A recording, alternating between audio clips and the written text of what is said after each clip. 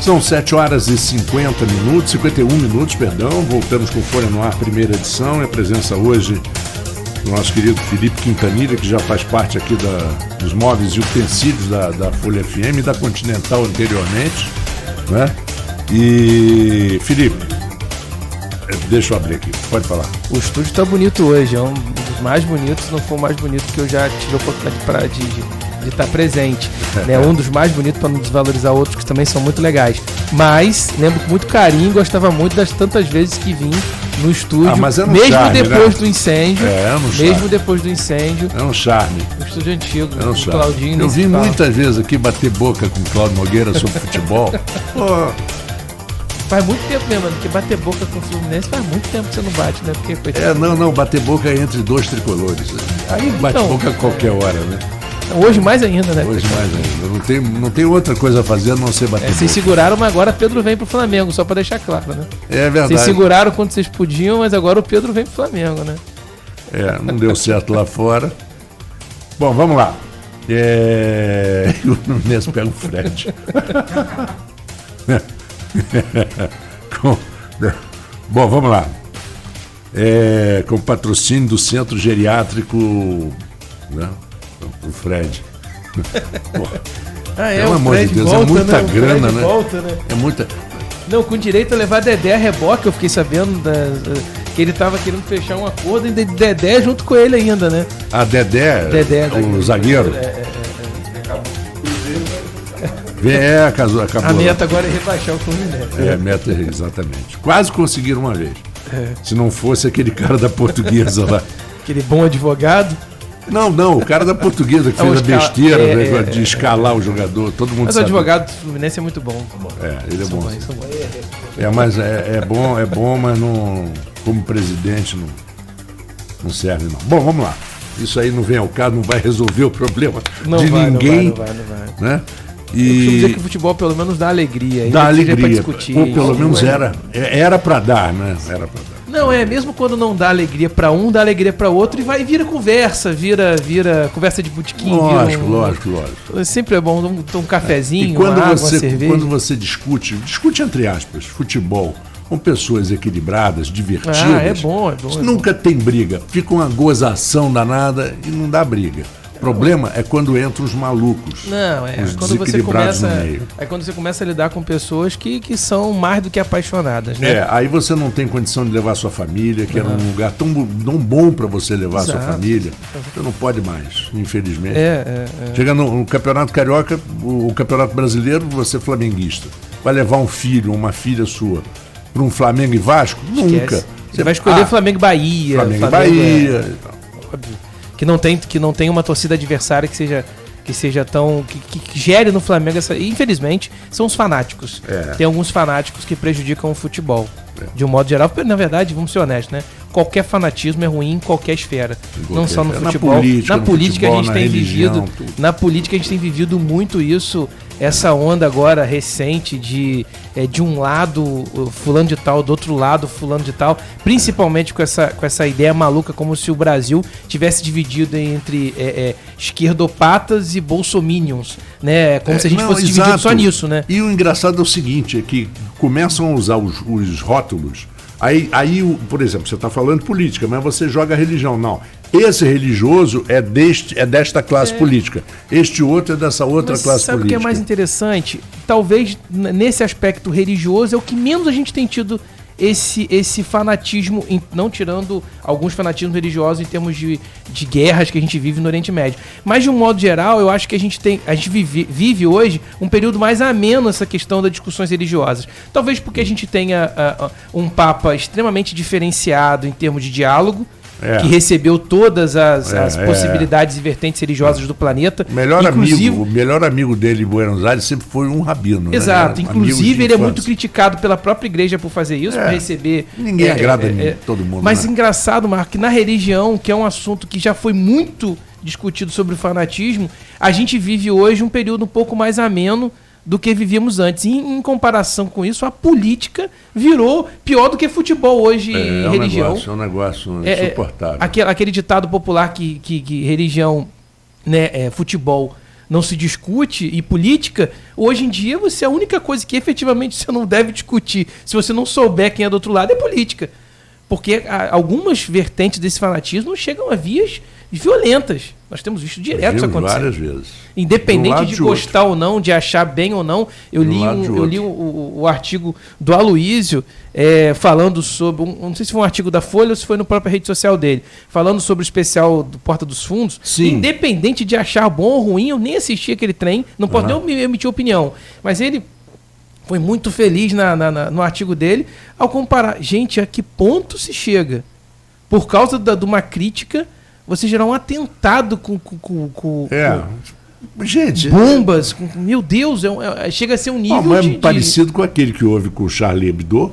Sim, exatamente, na França. Um fanatismo terrível. Exatamente, pegaram um pasquinho, um jornal que fazia um jornalismo diferenciado, por muito criticado, mas era um jornalismo independente, fazia crítica, como todo mundo tem que aceitar.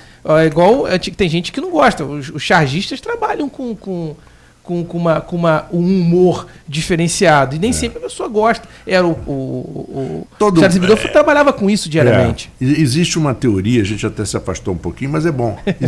Hoje o programa está com tempo. Existe uma teoria de que o humor tem limite. Eu fui chargista há muitos anos. Nunca gostei que me pusessem limites. Quer dizer, eu tenho os meus limites. E você tem os teus. Claro. Baseado nos nossos valores, essa coisa toda e tal.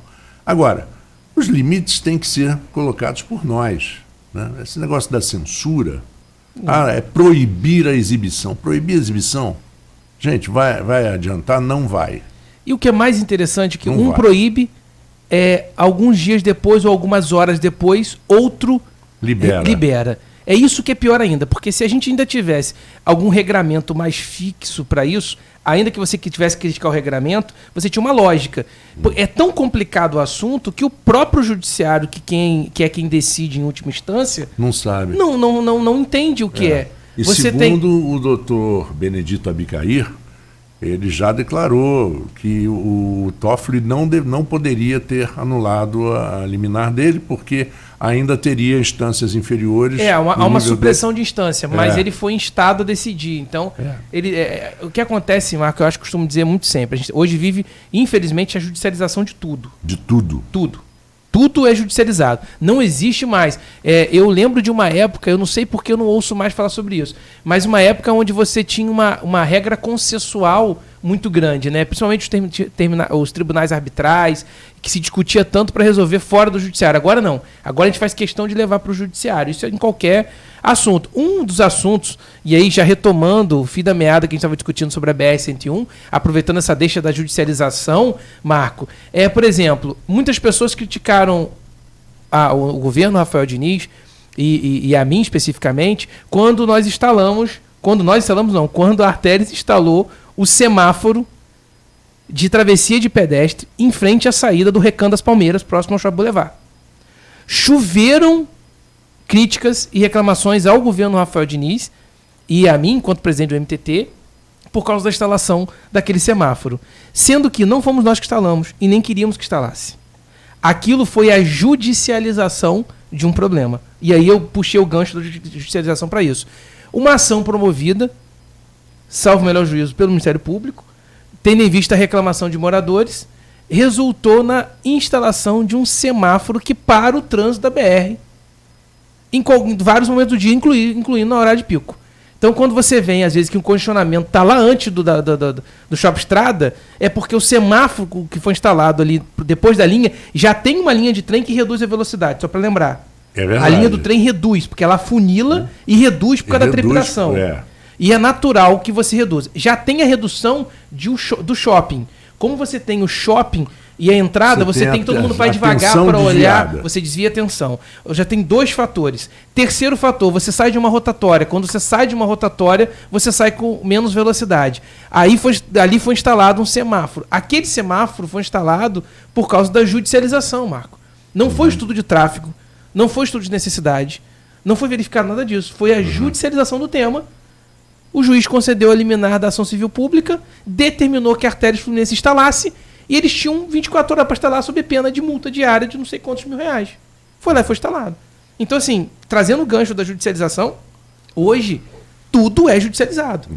Esse foi um dos pontos que nos preocupou ainda mais em relação à BR-101, desse risco. Então, quando a gente fechou o projeto, a gente, em comum acordo com a sociedade civil organizada, no sentido de termos um projeto que saísse do papel, era nesse sentido, e não ficar discutindo. Enfim, o projeto está na NTT hoje. A previsão, muito pragmática, é que a gente tenha o contorno pronto em 2025. Sendo muito pragmático aqui, para que todos nós tenhamos noção, a ideia é que em 2025 nós já tenhamos o contorno de Campos, esse anel pronto e concluído, entregue para os munícipes. Essa é a previsão, hoje sendo pragmático, considerando tempo de liberação dos projetos ambientais, tempo de liberação na NTT, contratação da empresa e execução de uma obra que vai envolver ponte, que vai envolver algumas desapropriações ao longo do percurso, vai envolver todo um complexo. Então a ideia é que que a Artéries Fluminense entregue para os campistas a obra concluída em 2025. Essa é a estimativa hoje que a própria Artéries tem, que nós, de maneira pragmática, concluímos. O que é um prazo, diante de tudo que a gente já passou, ainda que distante, mas razoável. Pelo menos a gente tem algo concreto. E claro, Marco, nós vamos ficar em cima, por exemplo, nós vamos a Brasília, eu e o prefeito, nas próximas semanas, tão logo retorne às atividades, que a gente sabe que nesse período em Brasília costuma ter uma baixa muito grande, muitos aproveitam para tirar férias, enfim.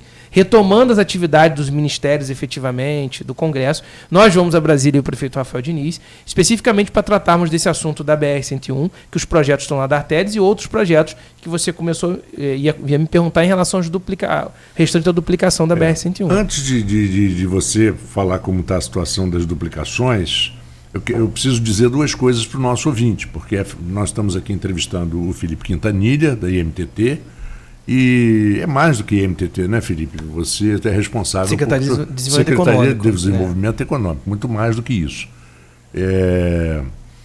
Na verdade, é muito importante os nossos ouvintes saberem o seguinte: em primeiro lugar, todo o processo de duplicação de estradas passa por desapropriações,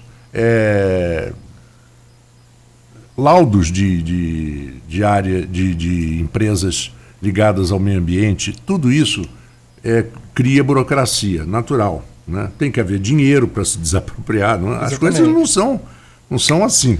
E só para deixar claro, você não faz na base mas no aspecto financeiro, como é uma obra que já estava prevista no plano de exploração da rodovia desde 2007, o recurso destinado para essa obra está integralmente já disponível. Sim. Então, dinheiro definitivamente nunca foi o problema para o contorno. O problema foi que a gente, no passado, os gestores anteriores e a própria sociedade civil pediram alterações que quadruplicaram, quintuplicaram, às vezes tornaram 10 vezes maior o valor inicialmente previsto no PE, só para deixar claro.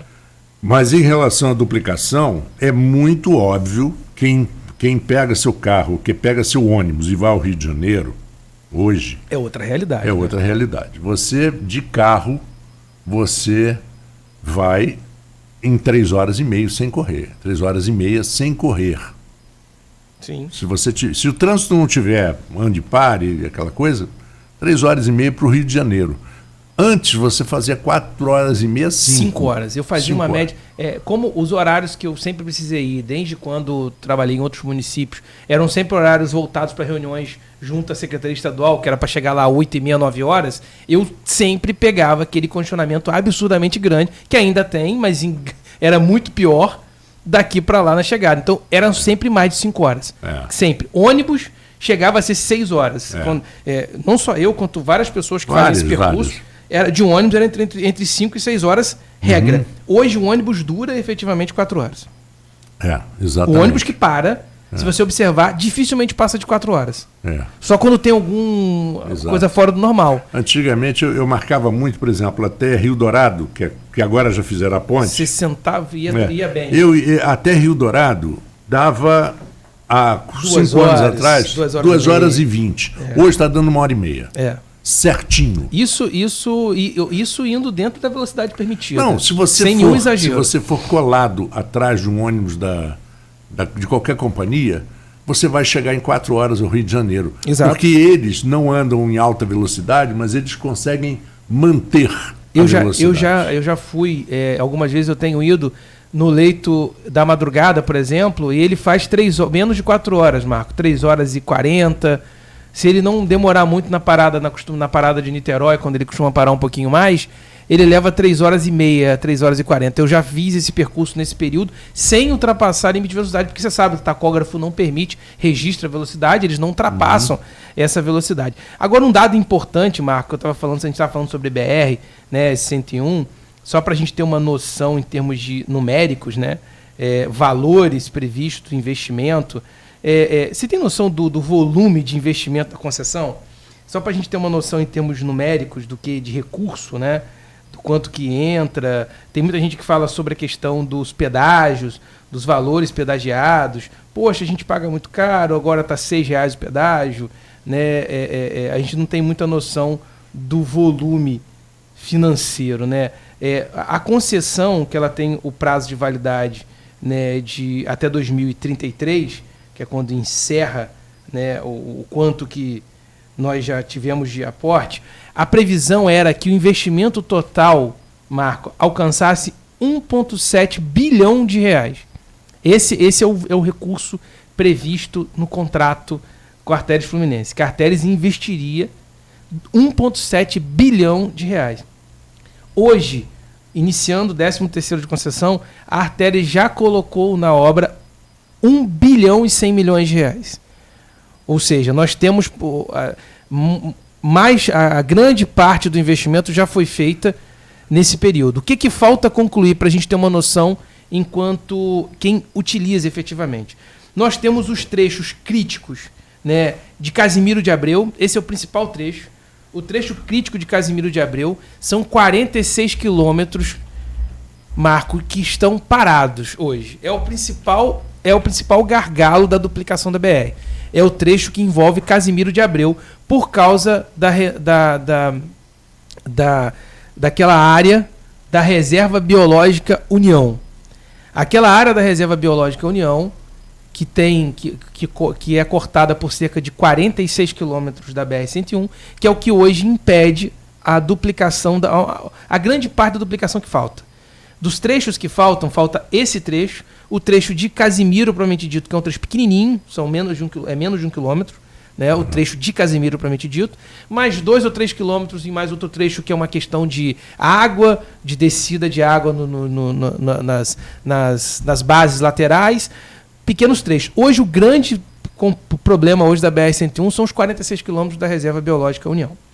Nesses 46 quilômetros, a gente recebeu a notícia, então, na última reunião, onde estávamos eu e o Fernando Aguiar, o Nando, da Firjan, além de outros representantes da sociedade civil organizada, né, é que desses 46 quilômetros, 33 quilômetros serão executados. Enfim, do quilômetro 144 ao quilômetro 177 será feita a duplicação. O projeto foi aprovado, vai iniciar a obra aí ainda esse ano, previsão de 2 anos de conclusão. Ou seja, nós já teremos, num prazo de 2 anos, mais 33 quilômetros duplicados, o que vai reduzir ainda mais o tempo da viagem. Vai ficar faltando um pedacinho de 13 quilômetros, que é o pedaço exato em frente à reserva. Quando você vai daqui para o Rio, tem escrito Reserva Biológica União, aonde tem aquela entrada, o trecho da onde tem a entrada principal, uma entrada acessória, esse bendito trecho vai ficar ainda parado. E aí, uma pessoa que estava na reunião do grupo paritário fez uma pergunta assim... Podia fazer aquela ponte, né? Aquele viaduto assim, um por cima da estrada, né? O problema é que, por exemplo, as condicionantes impostas pelo IBAMA ficaram em 10 vezes maior do que o valor da obra para executar a duplicação no trecho. Então, só para lembrar que a própria Artérias já está fazendo algumas obras por exigência ambiental, viaduto vegetado, uma série de coisas, que não tem no Brasil, tá? Só fora do país. Não estou dizendo que as exigências ambientais são ruins, eu não estou aqui, não faço nenhuma análise, não sou especialista nisso. Ninguém está fazendo. Pelo amor de Deus. Eu estou apenas dizendo uma pergunta que foi muito sagaz, feita por um participante da reunião. Ele falou assim, eu queria obter o seguinte dado da Artérias. Quantos animais efetivamente foram mortos pelo tráfico tráfego de caminhões e carros na BR-101 e quantos seres humanos se acidentaram no mesmo período, no mesmo trecho. Aquela pergunta, na hora, ficou todo mundo parado, assim. Aí o Elvésio, o diretor de operações, parou assim. Você fez uma pergunta um tanto quanto interessante. Nós tivemos recentemente um campista que faleceu no acidente, exatamente nesse trecho. Agora, salvo o melhor juízo, pouco mais de um mês. Exatamente nesse trecho. Então, assim, a gente começa a pensar assim, nós temos que preservar, óbvio, mas tem que colocar na balança, assim, vamos deixar ainda correndo risco, na balança entre os biomas aqui, o que a gente tem que preservar, como é que a gente vai lidar com isso? Eu acho que essa é uma pergunta muito importante, porque esses 13 quilômetros, na minha humilde opinião, na atual circunstância, não vão sair nunca desse jeito. E vão ficar 13 quilômetros não duplicados. Nós estamos falando aqui agora regionalmente. Esse trecho é lá dentro, lá em Casimiro de Abreu, não é em Campos. Mas os campistas passam diariamente pela BR-101. Eles precisam, para N fatores diferentes, de trabalho, lazer, a sua vida depende disso. Então fica aí isso, porque não vai ser para hoje. Não vai ser essa discussão, não vai ser para agora só. Vai estar liberado mais 33 quilômetros de duplicação, ótimo. Vai acontecer agora. Mas esses 13 quilômetros vão ficar parados e é uma discussão muito grande que tem que se ter qual é a discussão ambiental que nós vamos levar para frente. Além desse trecho, muito interessante, Marco, é a questão de Casimiro de Abreu, que todo mundo que passa ali sabe como é que funciona na prática, né? E eu vou te mostrar aqui, não vai ter como a gente mostrar no ar, como é que vai ficar o projeto de Casimiro de Abreu. Marco, dá uma olhadinha como é que ela vai ficar depois de pronto. Esse é o projeto da estrutura de Casimiro. De Casimiro. Exatamente. Com os retornos, eu estou vendo aqui, nós temos aqui as imagens, né? Mas não pega. Mas muito interessante, com áreas de escape de grama, que é uma coisa boa, porque às vezes muito interessante. E o projeto interessante de Casimiro é o seguinte, eles vão fazer 2 viadutos sobre a BR atual, um indo, outro vindo, será uma duplicação em viaduto elevado, que vai cortar por cima todo aquele trecho de Casimiro que é cortado pela BR-101. Ou seja, vai dar fluidez ao trânsito. Então essas 2 obras, Marcos, são importantíssimas para os campistas que nos escutam aí em relação, que transitam pela BR-101, que é o início das obras. É claro que o início das obras pressupõe 2 coisas, né?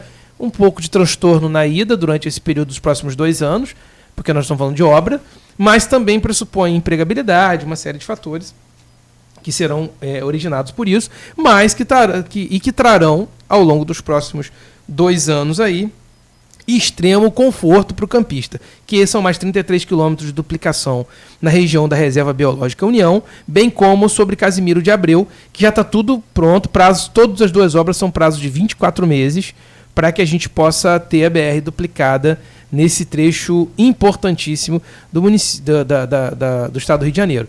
Voltando para Campos, nós temos 2 notícias positivas também dessa reunião, Marco. Uma é que uma obra que já estava prevista há um tempo, com vários atores participando do processo de liberação, que vai sair do papel agora, que é a melhoria do contorno do Trevo do Índio.